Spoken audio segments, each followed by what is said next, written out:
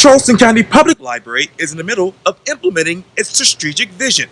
Today, I talk one-on-one with the Executive Director of the Charleston County Public Library, Angela Craig, for this edition of Quintin's Close-Ups. And if you haven't already, subscribe to my YouTube channel and like Quintin's Close-Ups on Facebook. Angela Craig, welcome to the award-winning Quintin's Close-Ups.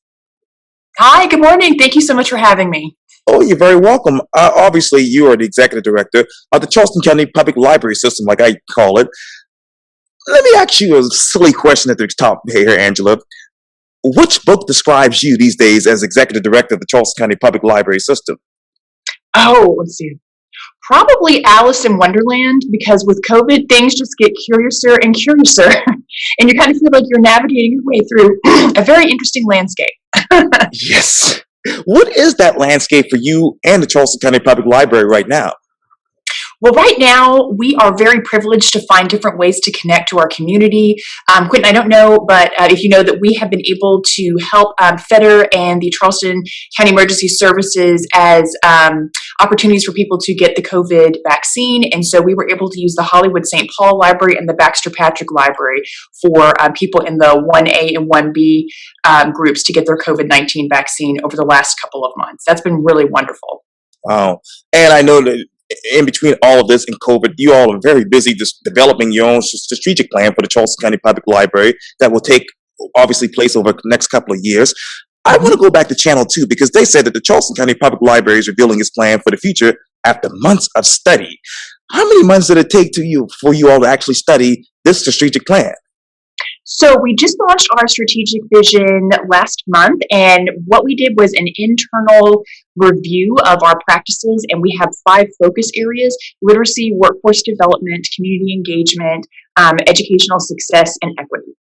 And we took about 2 months internally to have library staff and also board members and community partners engage and talk about, what do those focus areas mean and how do they translate into library services over the next 3 years. And so now we have launched our strategic vision, and we're very proud of it because we think that it answers a lot of the things that the public would like to see their public library do and also close some gaps that are affecting Charleston County as a whole.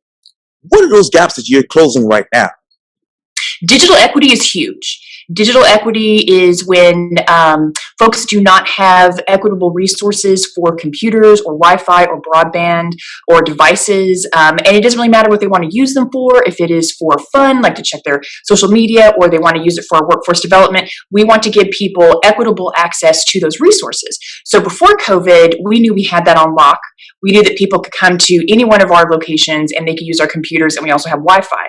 But during COVID, when we had to close our doors for public safety, there were a lot of people that they didn't have transportation to come to our branches. Even though we were turning on the Wi-Fi, you could pull up into our library parking lots and you could use your devices. But if you couldn't get to any of our locations, then you couldn't take advantage of the Wi-Fi. And the rural areas were the ones that were hit the hardest. So we really focused with digital equity on how we can have those services available consistently all through Charleston County. And that's going to be part of our focus for the next 3 years. And what in that particular study did you learn more about digital equity that you didn't know before? I think that what we knew anecdotally was in District 2, where there's like the Allendale, McClellanville area, and then District 8, which is Hollywood, St. Paul, Adams Run, all the way to Edisto. Anecdotally, we knew that folks probably did not have the access that we wanted them to have.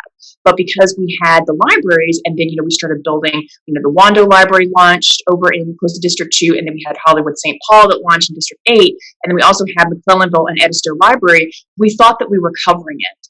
But we didn't really think about what would happen if the libraries were closed and if people couldn't come into the branches and use our computers. So we had to take a hard look at what are we able to do for folks when they can't physically come to the library. So we had to think about the library as a platform on different areas, both virtual space and in-person space. So we closed some gaps with some grant writing. So we're circulating laptops and hotspot devices. We have our soon-to-be launched mobile library, which has Wi-Fi capacity and also computers that people can use. We have been partnering with other agencies where we have sort of used them to help us look at what areas in the community we could, kind of team up and help. Low Country Food Bank is one of those where we are a distribution point for their food baskets and packages. And also we're looking at, can we come back with services if people need to use the library beyond food literacy programs. And let me go back to obviously the strategic vision. How many people are actually involved with this particular study? About a third of our library staff, so I would say over 100 staff members. We had CCPL board members.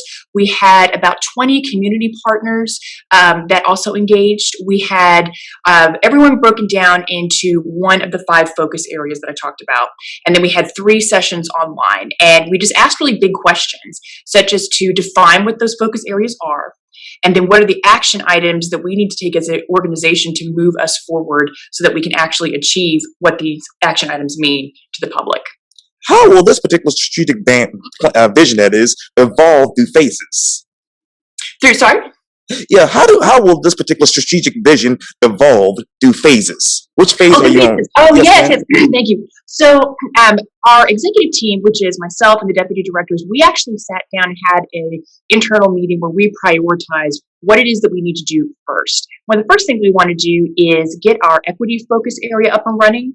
And so we have a equity, diversity, and inclusion staff advisory board that we currently have applications internal. And that is staff that we are asking to apply so that they can help us look at everything through the equity lens. One of the biggest things that we are going to do is we're going to have a review of all of our policies. And then we actually are going to create policies that we currently don't have. For example, a youth policy.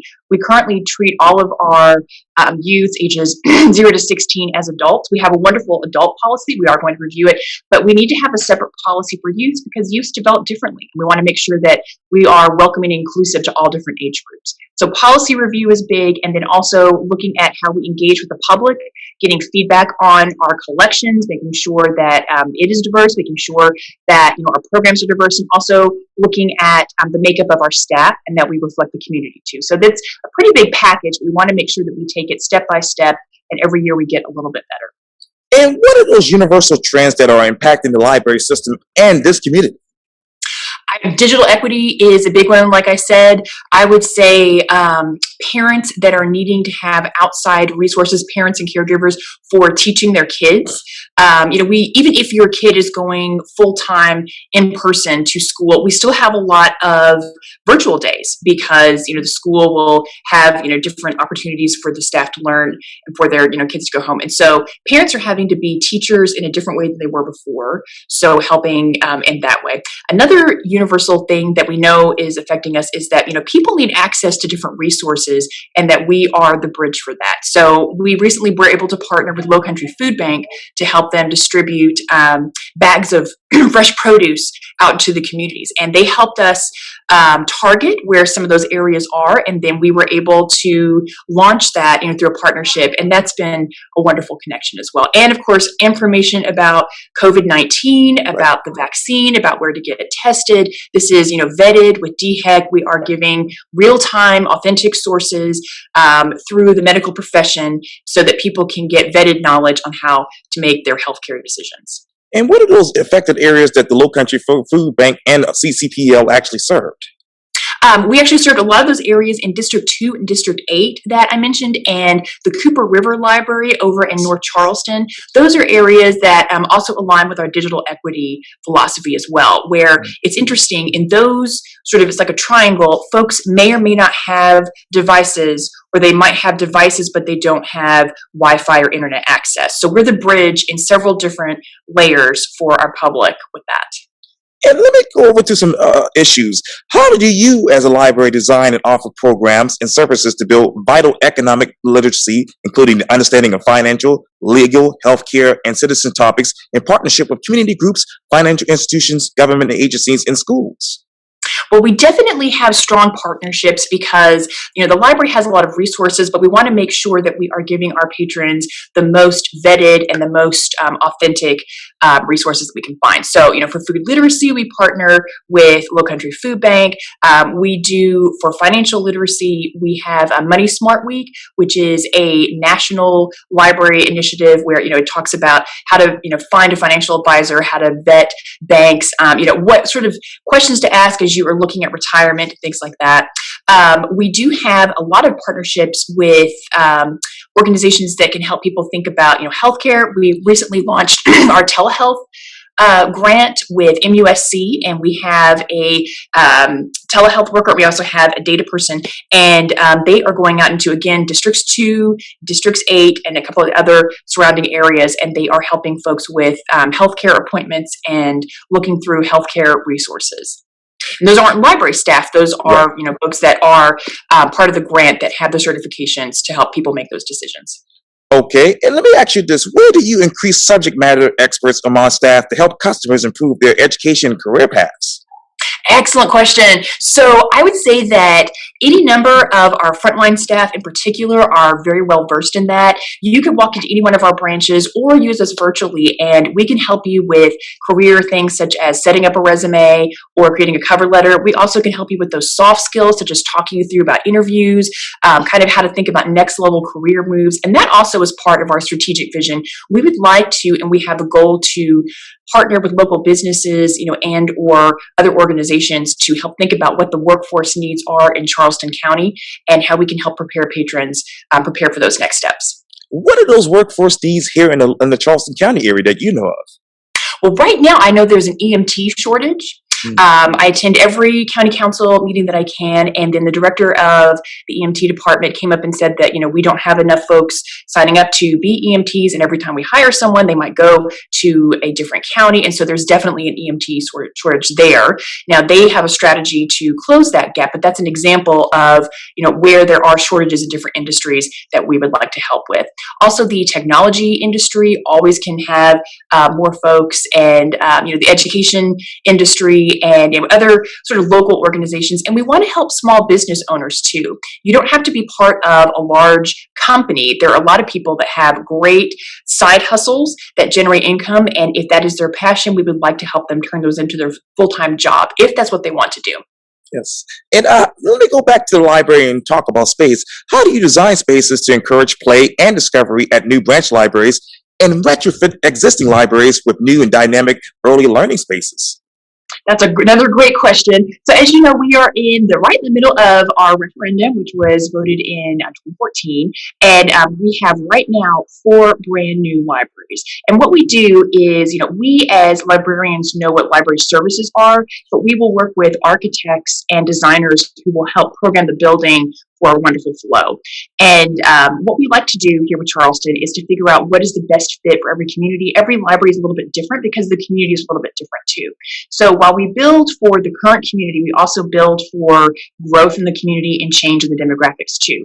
So that means that we have, flexible seating, we have a lot of spaces that can be reconfigured, we have technology that's very mobile, we have programs that can be scaled up or down, and we also listen to the community and make sure that what we are offering right at this moment is what they need and not what we think they need or what they needed like 5 years ago. We want it to be very current, and I think we do an excellent job with that. It was going to be a question that I was going to ask you later in the interview. I hope I can get to because I have so many questions. But let me ask you, you just talked about demographics. What is your snapshot of Charleston County right now? Oh, it's very, very mixed, Quintin. There's so many people moving in as well as local, and that, pretty much anyone you could think of uses the public library.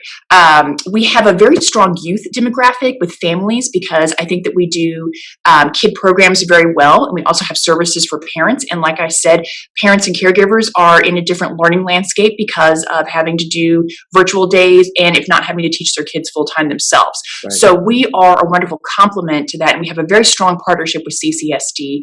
We have the Library Squared program where a CCSD student ID is actually a public library CCPL card. And so they can use their student ID as a library card, and they can access our digital resources as well as our in-person resources too. So the demographics are definitely very broad because, every community is a little bit different. And so that's why when we work with the public, we try to serve as broad of a demographic as we can, while also wherever the library is situated, we are responding to that particular community need. And let me ask you this, in what ways does the Charleston County Public Library support early childhood learning? That's, again, great questions. You've done your research. So we have focused in our literacy focus area. We have a very strong focus in early literacy, and we now have switched to a protocol called Every Child Ready to Read, where it focuses on children ages 0 to 5, and it's about inspiring the love of reading while also giving parents and caregivers, tips and strategies for how to develop that love with their kids. How we think about literacy and resources is that we feel that the school age kids, ages 5, 6, up to 18, CCSD in public schools, if other schools, they have that taken care of. So we want to make sure that we are preparing those kids 0 to 5 to get ready for school, to get comfortable with reading and know that reading is fun. And then after kids graduate, we want to be that resource that, the kids come to as they're transitioning into young adulthood. We, of course, love having school age kids come into our libraries, and we do all the time, but we are a complement to the literacy strategies of the school system. And let me pick up on that, because by 2020, how many children, teens, and adults will be, in your mind, introduced to the reading over the summer with your summer reading program? Oh, that's a great question. Now, we did take a little bit of a dip last summer because of COVID, and so our summer reading stats were not as high as we would have liked. Actually, I think we had an increase in teen participation, which was really good to see. We don't know what the landscape is going to be this summer. We are going to be having a mixture of outside programs that folks can participate in, as well as a very robust virtual program as well. And so we're hoping that our patrons will see us as a resource to fight that summer slide, so that the students who work so hard over the school year, and it's been kind of an odd school year, that we can help kind of keep up their reading levels and make it fun, so that whenever they go to school in the fall, they are at least where they were whenever they left school. And how do you maintain welcoming, safe, and technology enhanced spaces for learning and exploration? Well, we constantly review our spaces, and we constantly are looking at the technology to make sure that it's not dated, that the databases that we have are, again, current, that it has current information. You can edit your database offerings just like you need to edit your physical collection. It's called weeding, where weeding is very healthy, where you go through your physical collection and you pull out books that maybe don't circulate very much, or the information is dated, or just the titles aren't popular anymore. So you want to do the same thing with your virtual offerings too. You want to make sure that people are using them, that the information is current, that your community is getting what they need from both your virtual platform and your library spaces as well. And obviously, you've been talking about COVID throughout the interview here, and I'm sure this is another topic that you all have been focused on very heavily. But how do you increase staff presence throughout the buildings to foster awareness and safety? So right now we have limited occupancy in our buildings due to social distancing, and we have a mask ordinance. Even though our job has changed, our purpose is still the same, which is to make sure that we are serving our community and that we are there as our patrons need us. So what we found whenever we, started doing curbside service is that people just really, really wanted to check out books, but also to talk to our staff, because our staff form friendships, and they are part of the community family, if you will. And so the patrons really enjoyed seeing their favorite staff members again. We make sure that staff are safe. We do have a mask ordinance. We make sure that we have face shields and everything else. But really what the public needs for us right now, I think, is that contact, that person-to-person contact, and having access to browse the collection and also use computers as they need to. So we are slowly edging back into what we hope to be our pre-COVID times. We're going to probably take the rest of this year to look at what services we need to enhance as, the health and safety of our staff and public are evaluated.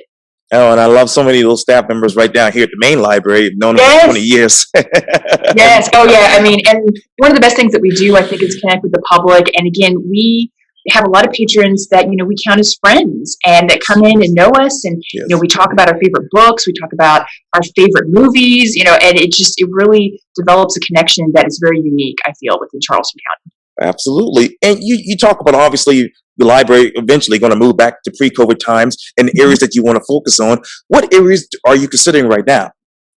Considering right now there's a lot of discussion about having folks back in the building. And so what we do is we always work with DHEC, and DHEC gives us really good guidelines on how to stay safe.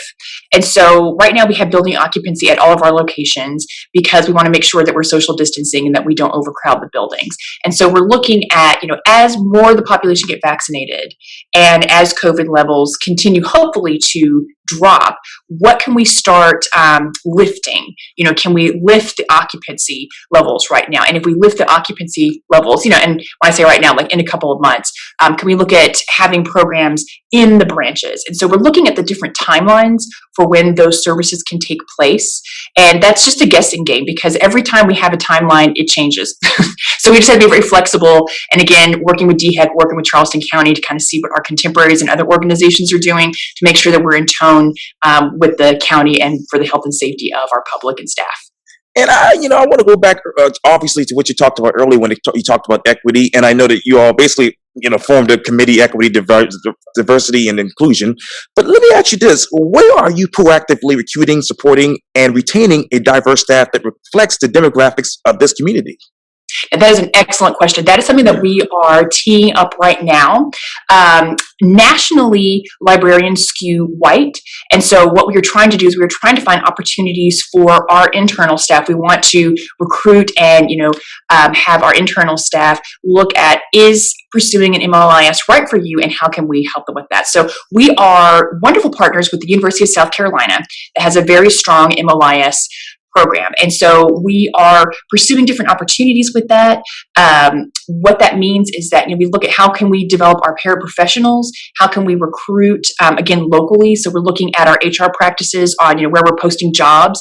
And something that we're very interested in is to become embedded in the community and to let folks know that you don't have to have a library science degree to work at the library. There's a lot of careers and other paths that you can have here that are very much in tone with people's skill set, with customer service, and community impact. You don't have to have a library degree to do that.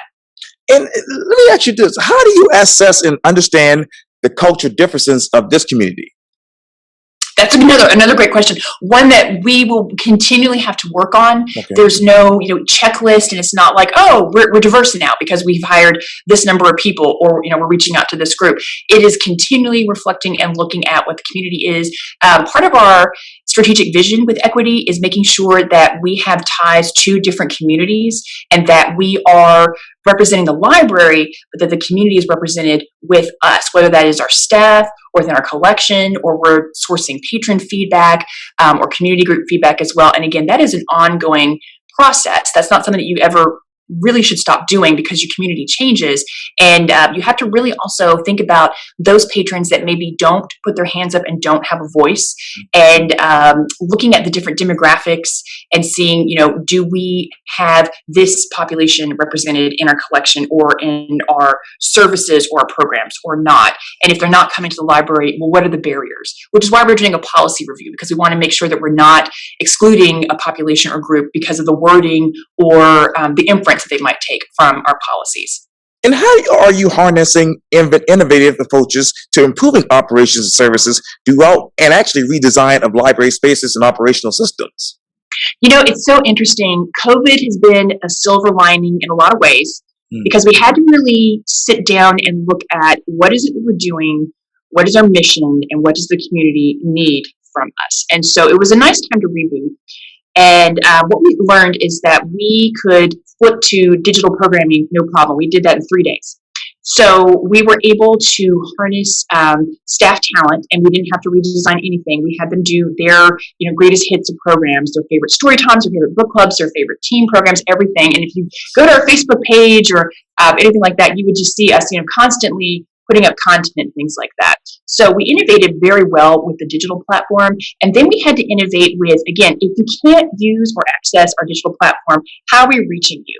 So when COVID-19 had us shut down, we actually had cell phones. This was very simple flip phones, like not the fancy phones, but just like way back in like the early, we didn't have smartphones.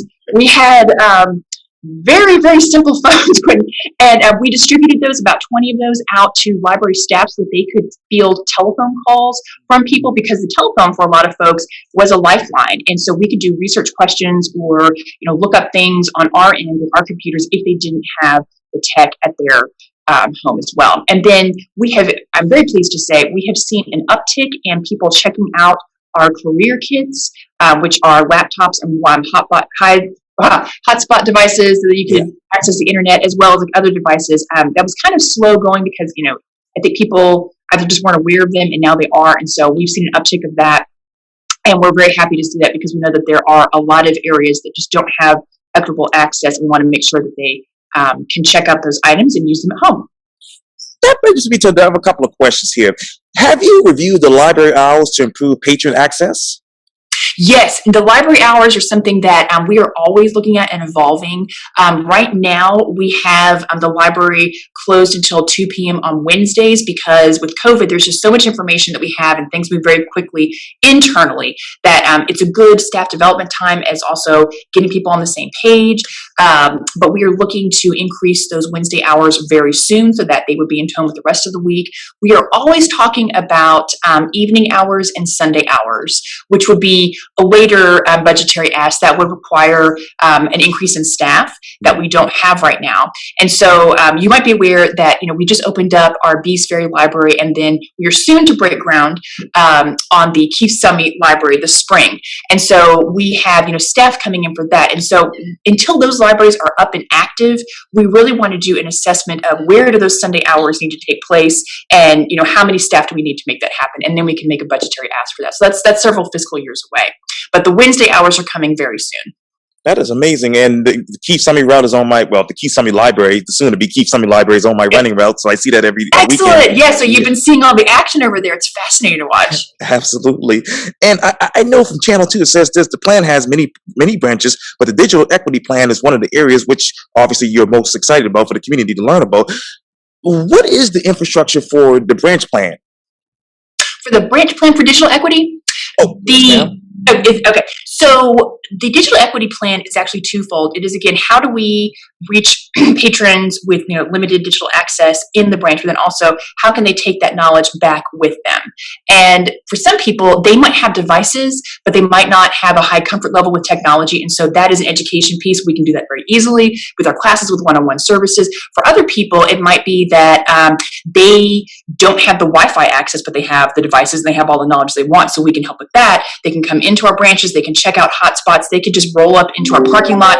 You don't have to have a library card to use our Wi-Fi. You could just roll up and use that. For others, it's they don't have the Wi-Fi access or the devices. And so we want them to come into the library and use our computers, but also would they be interested in checking out a kit to take home, and you can check those out for 3 weeks and then kind of develop a taste for what is it like having those services at home, and then can we help you with connecting with resources to extend that opportunity to your home. And how are you reducing the number of homes without books? I'm sorry, could you repeat that? Yeah, how are you reducing the number of homes without books? Without books, that is a good question. Well, we have a wonderful partnership with our Friends of the Library, and they have been doing pop-up book sales, which access. Anyone can come in and they can get books for $1, 50 cents, things like that. We also have a very strong outreach department where we have community collections, and we do drops around Charleston County where we have assessed kind of where we like to call an access desert. And an access desert could be that the patrons have a tough time accessing other services that other parts of the community have, whether it is a digital access or physical access or a resource access. So we drop these community collections, and they are books that maybe the Friends has gifted to us, or books that we have weeded. There's nothing wrong with them, but we just had a lot of copies of one book, and so we weeded it, and so we put it out into the community, and they can actually take those home at no cost, which is wonderful. And let me ask you some simplistic questions here. How many books were actually checked out in 2020 at the library system? Oh my goodness. I wish I had that stat right in front of me. I know it was over 1 million, that we'd have a very high circulation rate, which is actually how we became a 3-star library through Library Journal recently, which is great. Right. Yes, indeed. And let me ask you also, too, where can you reduce barriers and increase ease of use of programs, select services, and collections, and internal and external spaces? Yeah, we are constantly working on that. COVID has made it a little bit difficult because our greatest asset is our library staff. hands down. The folks, the team that we work with, our CCPL team, those, if you probably have a favorite team person, someone that a librarian, someone who checks out your books. We just have so many great people, and so they are our greatest resource. They are our greatest asset, and so they can help kind of break down some of those barriers of people who might not feel comfortable coming into the library and asking how to use a computer, because we can make you feel comfortable. Like, hey, don't worry if you don't know, how to type, or if you don't have an email address, we can get that for you. Also, if you are new to Charleston, we definitely like to get them acclimated to all the wonderful things that we have going on here in our county, and kind of where are they on the spectrum of age, with the patron of their families. We have all these wonderful, great family activities, single adults, seniors. We also have wonderful community connections too, where we can direct folks with organizations that they can find out more about Charleston County, and also historical context too. So how they can learn about the beautiful history of Charleston, and where we are and where we still need to go and how far we need to go as a community. Yeah, my favorite is Beth McGuire, but I'll digress. I love Beth. She's awesome. Yes, she's excellent. Yeah, absolutely. And what type of up-to-date technology are you using to ensure effective customer service with people like Beth? Well, we definitely have desktops, we have iPads, we have MacBooks, we have laptops. We have, I'm thinking about things. We have pretty much anything you could possibly want to have. What we try to do with our technology, Quintin, is we try to mimic whatever our users have. And so that really truly does evolve every couple of years, if not yearly, because, what might have been popular, 5 years ago, everything was like desktops. And then suddenly now we have laptops, then it was tablets, and now it's your smartphone. And so while we don't actually check out smartphones, we have a lot of programs and just one-on-one opportunities for people to come in and say, hey, I want to download this app, or I would like to better use my smartphone. And that goes across the age range. I think people have a misnomer that if you are a senior, you aren't very tech savvy, and if you're young, you just automatically know about technology. But that can be very wrong, because it just depends again on access and comfort level, and what you have at your fingertips when it comes to technology. I want to go back to obviously what you talked about when you talked about the kids and obviously having library cards with their school IDs. And I failed to ask you this, but let me ask you this. How many library cards were actually issued last year? Let's see. With CCSD, we had over 50,000 of the Elsewhere cards issued, and then we had another. So I would say 90,000 cards were issued, right about that. We had a very popular e-card that was available over COVID, and that meant that for people who didn't have a physical card, but they wanted to use the library, and the only thing you could really do was, use our virtual resources, our ebooks and databases and things like that. They wanted to have a library card, so we had the e-card, and that was very popular as well. And we reached a lot of new users, I have to say, when we had the early voting at Main Library in late October, early November. I have to give a shout out to the Board of Elections staff, because apparently after people voted, they were like, go get a library card. And we saw a significant increase in library card users, new users that week. It was wonderful. So we were so grateful that we were, having people directed over there to get library cards. And how do you increase those library card holders? We definitely are always, again, it's never one and done. Okay. So we always want to make sure that we are out there in the community known as a resource. We definitely leverage social media, but then we also use radio programs. We use local media, we use grassroots to make sure that, people, if you are a Charleston County resident, we really want to make sure that you can get this free library card. And here's the things that come with the library card. And with so many people moving in, that's good to know. But then I have to say, there's a lot of people that are longtime residents of Charleston that may or may not know about library resources, or have felt comfortable coming into the library for different times. And so we want to make sure, again, that we are welcoming and inclusive and accessible to everyone, no matter how long you've been in Charleston or if you just moved here, and that you can find yourself in our public library, whichever branch you walk into. Between now and 2024, will there be a development of a mobile app with your strategic plan? That is something I wanted to put into our plan. I felt like it was really big, but it might happen with the next strategic plan. It might, I mean, if the stars align, it might happen with this one. But that is something that I would like to eventually see, because I think that having a mobile app for CCPL would be very next level for us and would really reach out to a whole new spectrum of patrons. So it's kind of on my wish list for this strategic vision, but it might be for the one that starts in 2025. Speaking of the next level, let me talk to you about the last question. How will the Charleston County Public Library enhance quality of life in Charleston County in the next 5 to 10 years? Well, with all of our branches, we have state-of-the-art technology, but we also have these spaces that are very new and refreshed, and that they can age and change with the population as well. So it doesn't really matter if you are a reader or a library user. Like, if you like technology, if you like magazines, if you like music, if you like makerspaces, 3D printing, and things like that. If you have an array of likes, music, whatever it is, we have pretty much everything you could possibly want at the Charleston County Public Library. Genealogy also is a big thing, and we have expanded that. The main library, of course, has a South Carolina room, but that we have expanded that to our other libraries too. I have to say that the Baxter Patrick library has a really cool digital space where you can have a digital archive. You can digitize photos and old VCR tapes and things like that, so that you can digitize those so you don't lose them, or as they degrade, you can still have the pictures and the memories that come with that. That is so amazing. Well, Angela Craig, thank you so much for your time. And again, welcome to the award-winning Quintin's Close-Ups. Thank you so much for your time, and congratulations on your almost 2,000 interviews. I'm just so honored to be one of them. Oh, thank you so much. I really do appreciate it. Thank you. Have a good rest of your day. You too. Thank you.